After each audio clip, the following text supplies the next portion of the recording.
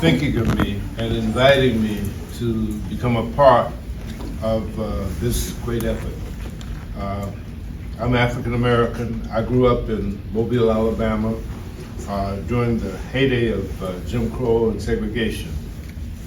I came of age, I went to college in the midst of the civil rights movement.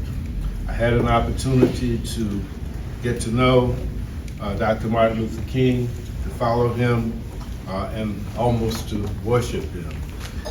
I was SGA president at Morehouse College when he was assassinated.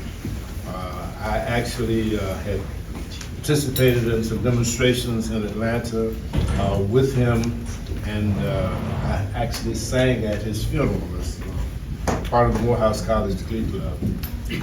He touched my life and influenced me to do something about justice, equality, and of course, I was torn between going to seminary or going to law school. I ended up going to law school and becoming a civil rights lawyer. I got into politics because I was representing inmates at the Georgia State Prison, black inmates, 6,000 of them, for discriminatory and ungodly conditions under which they had to live in that segregated prison section. Ultimately, the judge had us to represent both the white inmates and the black inmates. So there were 4,000 white inmates, 6,000 black inmates. They lived in the east side and the west side. The black inmates lived in the same square footage as the white inmates. So there were 4,000 in the same square footage as 6,000. But there were many issues that were non-racial. The legislature would not respond to the order of the federal judge to appropriate the money to fix those conditions. So I got frustrated and said I need to go to the legislature because that was what Dr. King wanted to do, was to use the process to improve people's lives.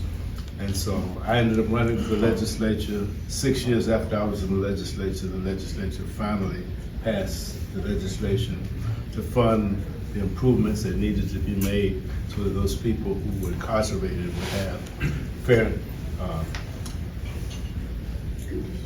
conditions that were habitable. I said all that to say that I have felt discrimination. I was put off of the bus when I was a kid.